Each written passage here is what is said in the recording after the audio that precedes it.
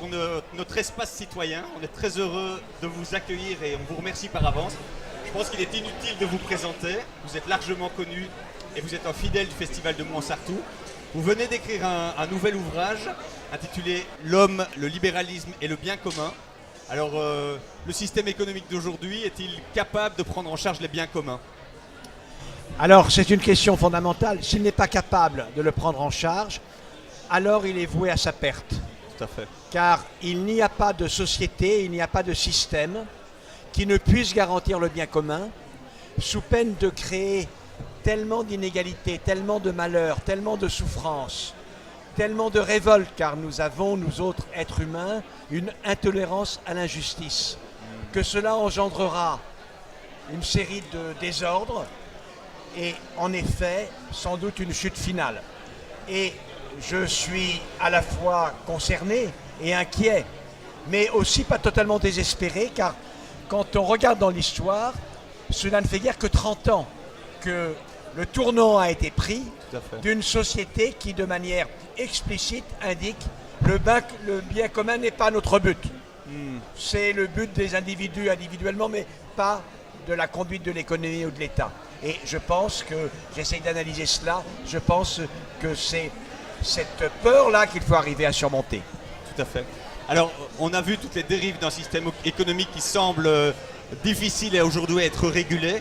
Aujourd'hui, qu'est-ce qui est de nature à vous donner espoir quant aux garde-fous qu'on peut mettre dans le système pour précisément réintroduire la notion d'intérêt général ? Je crois que c'est une heuristique de la peur. Puisqu'on est ici dans un espace où l'écologie notamment est très représentée, un philosophe écologiste très connu, qui a un rôle fondamental dans la pensée, qui est Hans Jonas, a parlé à propos des dangers écologiques d'une heuristique de la peur, en disant que la crainte des citoyens face à ce qui les menace va leur apprendre la nature de ces menaces et peut-être va les pousser à les éviter. Et bien de la même manière, je pense que les femmes et les hommes aujourd'hui, qui ont très peur du monde qu'ils vont léguer à leurs enfants, qui doivent se rendre compte que s'ils ne prennent pas le pouvoir pour réorienter les choses, alors oui, leurs enfants seront dans un monde qui sera dur, qui sera inhospitalier, qui sera cruel et qui sera incertain pour eux.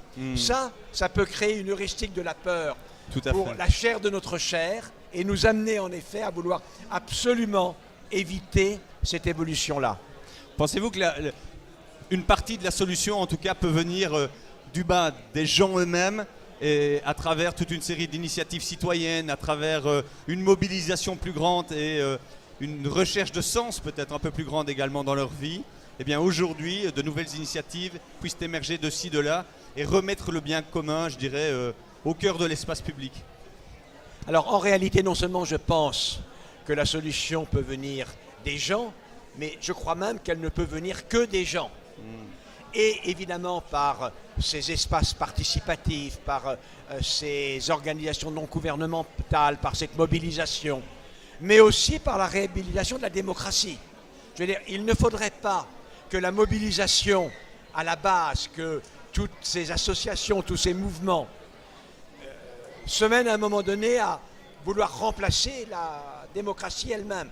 Ils en sont des piliers, ils en sont des rouages.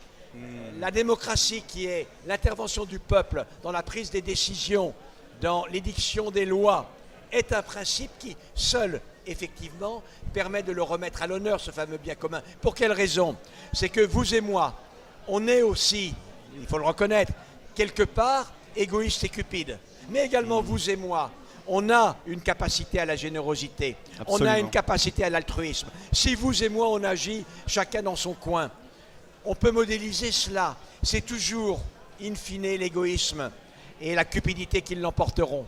Mais comme vous et moi, nous sommes aussi altruistes, on est capable de dire il faut qu'on ait un projet collectif dont le centre, c'est l'homme, son avenir, la terre et le bien commun de la terre et de ses habitants. Donc, recréer des espaces collectifs, permettre de nouveaux types de relations entre les gens, mise à disposition de projets qui font sens et et confiance dans la capacité à dépasser nos peurs. Mais là, il on faut- part avec des bonnes graines. Oui, pour, mais il pour faut dans repenser ce cas-là, l'intérêt si vous général. voulez, que des mouvements tels que le vôtre arrivent à véhiculer un message à tous les jeunes. Là, je vois des jeunes caméramans, des enfants, des plus grands, de tous les âges. Le mot d'ordre absolument fondamental. On est dans une société où on a réussi à convaincre les gens qu'il n'y avait rien à faire, en réalité. fait. Que l'avenir était écrit par d'autres, que de toute façon on n'y pouvait rien. Donc le mot d'ordre, c'est oser vouloir, et alors vous pourrez peut-être. Eh bien écoutez, je sais que vous allez bientôt intervenir à la Strada, et puis je pense que là vous nous avez donné un formidable message d'espoir et en tout cas un encouragement à se mettre en action. Un grand merci à vous Monsieur Ken, passez un très très beau moment au sein de Mouans-Sartoux et au sein de ce festival. Et bonne chance à vous. C'est gentil, merci.